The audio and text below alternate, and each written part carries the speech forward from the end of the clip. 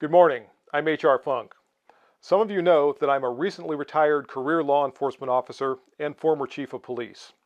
And in this video, I'm hoping to speak with some of you who are still serving as chiefs of police, sheriffs, and CEOs of other types of law enforcement organizations.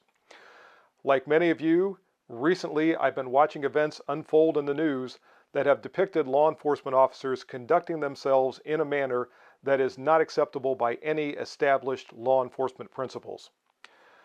Also, as I've been watching these depictions, it has occurred to me that what we are seeing in many of these instances is conduct on the part of officers who, because of the culture and the personality within the department they serve, they believe that their actions are at least permissible, if not encouraged.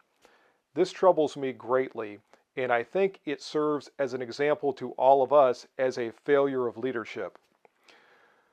When we consider the mission of a chief of police, or I should say a CEO of a law enforcement organization, our most critical function is selecting new personnel. And believe me, I know how difficult that can be, especially now. With all the testing that we conduct, when we conduct background investigations, we look at truth verification results, we look at psychological evaluations, we look at physical tests, drug screening, and all of that, we end up with a stack of paperwork on our desk that we have to sift through. And still, even with all that information, it feels a little bit like reading the tea leaves and trying to decide whether or not the individual we are looking at is going to accurately reflect our views and our values, and if they are going to adhere to our policies and procedures when they are conducting their operations on the street.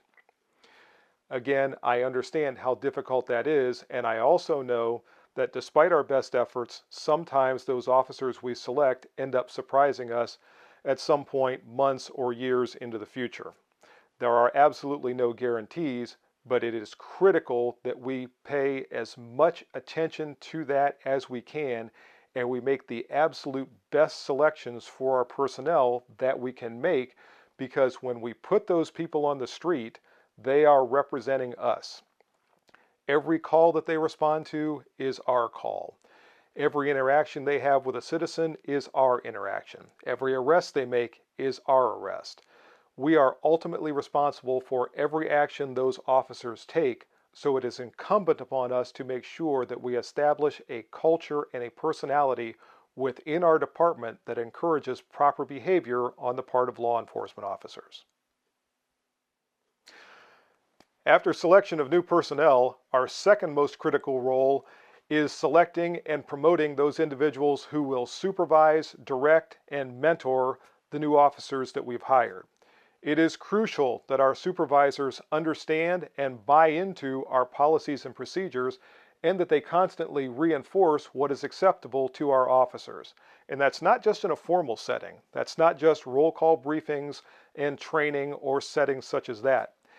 Interactions between supervisors and officers in places like the squad room, places like when they're out on the street, pulled up next to each other having a discussion about the events of the shift, and anytime there is interaction between supervisors and officers, there needs to be that constant underlying reinforcement as to what is acceptable within our agency. This is also important when we select and put people in the role of field training officer. They need to similarly pass on those values to any officers they are training, so that everyone always knows what is acceptable within our department and what is not. And once again, anything that is not acceptable has to be constantly discouraged. Lastly, it's incumbent upon us to establish clear policies and procedures that convey to officers what is permissible and what is not permissible. And it is crucial that we hold officers accountable for any violations of those policies. Once again, reinforcing what is acceptable within our department and what is not acceptable within our department. Through proper leadership and the establishment of the proper personality of a department, such actions as we've been seeing in the news recently, in my estimation, can be reduced significantly, if not completely eliminated. Thank you for listening. May God bless and protect you, your officers, and the citizens we're sworn to serve. Thank you.